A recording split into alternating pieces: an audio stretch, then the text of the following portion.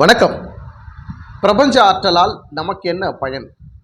Negative ஆளுங்களால் நமக்கு என்ன கெடுதல் நடக்குது? இதை பற்றி தான் இந்த காணொலியில் நம்ம விரிவாக பார்க்க இருக்கிறோம். பிரபஞ்சத்திடம் நாம் பேச முடியுமா அப்படின்னு நிறைய பேர் கமெண்டில் கேட்டுட்ருக்குறாங்க. கண்டிப்பாக பேச முடியும். பிரபஞ்சம் தானே நமக்கு எல்லாத்துக்கும் பிரதானமானது, அதீத சக்தி கொண்டது, பேராற்றல் கொண்டது, அனைத்துக்குமான முதன்மையானது அப்படின்னு சொல்லப்படக்கூடிய இந்த பிரபஞ்சம் நாம் என்ன கேட்டாலும், எதை வேண்டி கேட்டாலும் அது நிச்சயமாக இந்த பிரபஞ்சம் நமக்கு கொடுக்கும். நம்ம கேட்டதெல்லாம் கொடுக்கணும் அப்படின்னா நமக்கு ஒரு கட்டளை விதித்திருக்கிறது, ஒரு சட்டத்திட்டங்களை விதித்திருக்கிறது. அந்த முறைப்படி, அந்த பயிற்சிப்படி நம்ம தகுதி வாய்ந்தவர்களாக பிரபஞ்சத்திடம் நாம் எதை கேட்டாலும் கொடுக்கக்கூடிய அளவில் முதல்ல நம்ம தகுதி வளர்த்து கொள்ள வேண்டும், தகுதியை பெற்றுக்கொள்ள வேண்டும். அப்பொழுதுதான் பிரபஞ்சம் நாம் என்ன கேட்டாலும் கொடுக்கும். அதே போல் நெகட்டிவிட்டி ஆளுங்களால் நமக்கு நிறைய கெடுதல்கள் நடக்க அதிக வாய்ப்பு இருக்கிறது. நம்மளை சுற்றி இருக்கக்கூடிய நண்பர்கள், நம்மளை சுற்றி இருக்கக்கூடிய ஆட்கள் எல்லோருமே நம்மை உட்பட 95% பார்த்தீங்கன்னாக்கா நெகட்டிவ் ஆளுங்க தான் இருப்பாங்க. தீய எண்ணங்கள், கெட்ட குணம் கொண்டவர்கள். அப்பா நம்ம நண்பரா, இவர் வளர்ந்து விடக்கூடாது, இவர் இந்த தொழிலில் ஜெயிச்சிடக்கூடாது, இவர் படித்து டாக்டர் ஆகிடக்கூடாது, இவர் படித்து என்ஜினியர் ஆகிடக்கூடாது, இவர் வாழ்க்கை இந்த மாதிரி அமையக்கூடாது, இவர் வசதியாக வந்துடக்கூடாதுன்னு நம்மளை சுற்றி இருக்கிறவர்களே, நம்ம நண்பர்களே, சுற்று வட்டாரத்தில் இருக்கிறவங்களே நம்மளை நெகட்டிவ் பாயிண்டில் வச்சு தான் சிந்திப்பாங்க. யாராவது இல்லை இவர் என்னுடைய நண்பர், இவர் நல்லா இருக்கணும், நல்லா படித்து பெரிய ஆளாக வரணும், வசதி வாய்ப்போடு வரணும்னு யாராவது விரும்புவார்களா? நிச்சயமாக விரும்ப மாட்டார்கள். ஏன்னா மனித வாழ்க்கையில் அவனை விட நான் தான் பெரிய ஆளாக இருக்கணும், அவன் அறிவை விட நான் தான் மிக சிறந்த அறிவாளியாக இருக்கணும், வசதி வாய்ப்புகளை விட ஒரு படி அவனை விட நான் தான் அதிகமாக இருக்கணும்னு மக்கள் விரும்புகிறது இயல்பான ஒன்று. ஆனால் அதே நேரத்தில் நம்மளை சுற்றி இருக்கக்கூடிய அனைத்து மக்களும் பார்த்தீங்கன்னா 95% நெகட்டிவில் தான் இருப்பாங்க. அப்போது அந்த நெகட்டிவில் இருக்கிறவங்களோட மனநிலையில் இருந்து நம்ம அவங்களோட மிங்கிள் பண்ணி பயணம் பண்ணும்போது அந்த நெகட்டிவ் நம்மளையே தாக்கும். அப்போது அந்த நெகட்டிவில் இருந்து நம்மளை எப்படி தப்பித்து கொள்வது, மீண்டு வருவது அப்படின்னா மௌனம் இதற்கு எல்லாத்துக்கும் விடை கொடுக்கும். மௌனம்னா எல்லாருக்கிட்டையுமே இப்போ நீங்கள் ஒரு விஷயத்தை பாருங்கள், நெகட்டிவாக இருக்கிறவங்க, தப்பாக குணம் கொண்டவர்கள் எல்லாரும் பாருங்கள், வசதியிலையும் சரி பல விஷயத்திலையும் பெரிய அளவில் இருப்பாங்க.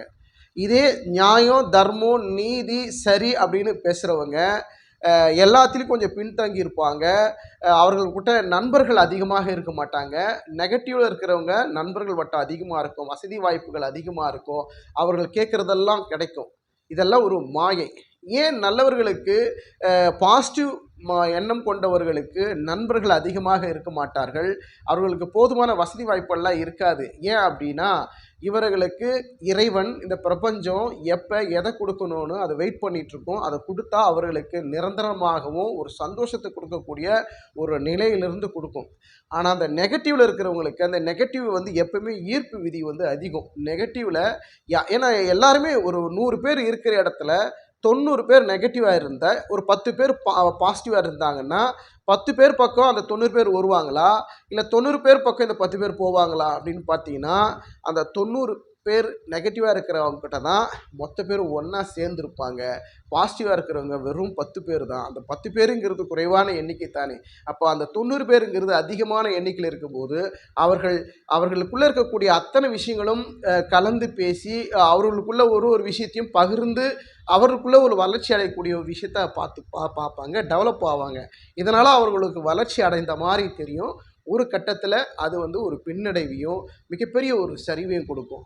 ஆனால் இதே 10%ன்னு சொன்னோம் பார்த்தீங்களா, அவங்க பாசிட்டிவ் மைண்டாக இருக்கிறவங்க, பாசிட்டிவ் எனர்ஜி இருக்கிறவங்க, அவர்களுக்கு எதுவுமே கிடைக்காதது போல தான் இருக்கும், நண்பர்கள் நிறைய பேர் இல்லாத போல தான் இருக்கும், தனித்து விடப்பட்டவர்களாகத்தான் இருப்பார்கள். ஆனால் அவர்களுக்கு இந்த உலகமே, இந்த பிரபஞ்சமே, இந்த இறை ஆற்றலே, இறை சக்தியே அவர்கள் கூட துணையாக நிற்கும். இந்த பிரபஞ்சம் துணையாக இருக்கிறது, இறையாற்றல் அவர்களுக்கு துணையாக இருக்கிறது. இவர்களுக்கு அந்த 90 பேர் உற்ற துணையாக இருப்பார்கள். ஆனால் கடைசி நேரத்தில் யாருமே சப்போர்ட் இல்லாமல், உதவி இல்லாமல் கடைசி நேரத்தில் பிரிந்து போகக்கூடிய ஒரு சூழல் ஏற்பட்டுவிடும். ஆக நம்ம தனியாக இருக்கிறோம், பாசிட்டிவ் எனர்ஜியில் இருக்கிறோம், நல்ல குணம் இருக்குது, நல்ல எண்ணம் இருக்குது, ஆனால் நம்ம கூட யாரும் பழக மாட்டிருக்கிறாங்களே, நமக்கு எந்த விஷயம் நல்லது நடக்கலையே அப்படின்னு யாரும் ஏங்க வேண்டாம்.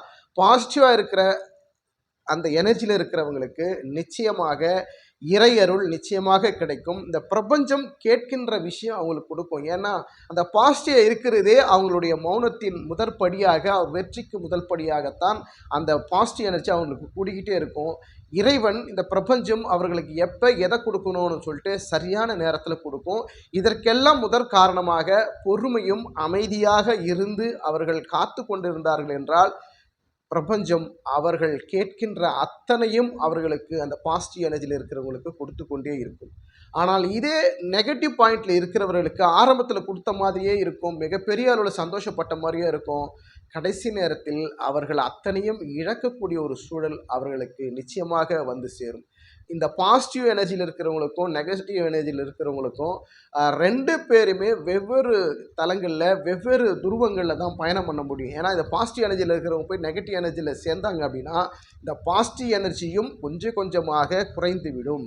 அதனால் பாசிட்டிவ் எனர்ஜியில் இருக்கிறவர்கள் நெகட்டிவ் எனர்ஜியில் இருக்கிற அவர்களோட பயணம் பண்ணுவதை அதிகமாக குறைத்து கொள்ள வேண்டும். அவர்களோட பழக்க வழக்கங்களோ அவர்களோட பேசுவதையோ முற்றிலுமாக கட் பண்ண வேண்டும். ஏன்னா அவர்களுடைய எண்ணங்கள் எல்லாம் நெகட்டிவாக இருக்கும். அந்த நெகட்டிவ் நம்மளையும் தாக்கும், நம்முடைய செயல்களை பாதிக்க வைக்கும், நம்முடைய வெற்றியை தடுத்து நிறுத்தும், ஒவ்வொரு செயல்களையும் மடைமாற்ற செய்யும்.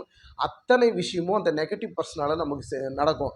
அவர்கள் நம்மளை கெட்டுப்போன்னு சொன்னால் தான் நம்ம கெட்டுப்போகணும் கிடையாது. அவங்க மனதளவில் நினச்சா கூட அவங்க பாசிட்டிவ் எனர்ஜியில் இருக்கிறவங்க கிட்ட நெகட்டிவ் ஆளுங்க வந்தாங்கன்னா அந்த நெகட்டிவ் நம்மளையே தாக்கக்கூடிய ஒரு வாய்ப்பு வந்துவிடும்.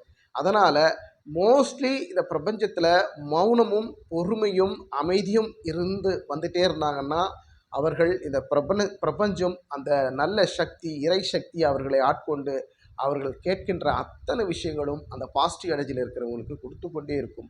அதே போல் இந்த நெகட்டிவ் எனர்ஜின்னு சொல்கிற பாருங்க, ஏன் இந்த நெகட்டிவில் எனர்ஜின்னு சொல்கிறோன்னா நெகட்டிவ்ங்கிறது கூட ஒரு வகையில் எனர்ஜியான விஷயம்தான்.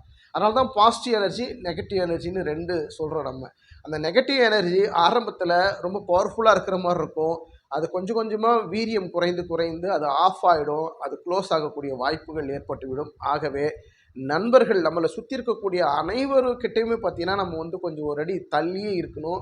குறிப்பாக சொல்லணும்னா இந்த பாசிட்டிவ் எனர்ஜி உள்ளவர்கள் நெகட்டிவ் எனர்ஜி உள்ளவர்களோட தொடர்பில் இருப்பதையே முற்றிலும் தவிர்த்தால் நம்ம பிரபஞ்சத்திடம் நம்ம பயணம் பண்ணக்கூடிய தூரம் வெகு தூரம் இருக்கிறது. பிரபஞ்சம் நாம் எதை கேட்டாலும் கொடுக்கக்கூடிய நிலையில் அந்த பிரபஞ்சம் இருக்கிறது.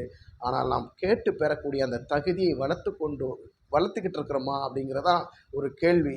அந்த தகுதியோடு நம்ம பிரபஞ்சத்தோட நம்ம கேட்டோம் அப்படின்னா அத்தனை விஷயமும் நம் பிரபஞ்சம் நமக்கு கொடுக்க தயாராக இருக்கிறது. நீங்களும் முயற்சி பண்ணி பாருங்கள். நான் முயற்சி பண்ணியிருக்கிறேன், பயிற்சி பண்ணியிருக்கிறேன், வெற்றி அடைந்திருக்கிறேன். பிரபஞ்சத்திடம் கேட்கின்ற அத்தனை விஷயங்களும் நான் பெற்றுக்கொண்டிருக்கிறேன். அந்த அனுபவத்தில் தான் உங்களோட இந்த கருத்தை நான் பகிர்ந்து கொண்டேன். நன்றி, வணக்கம்.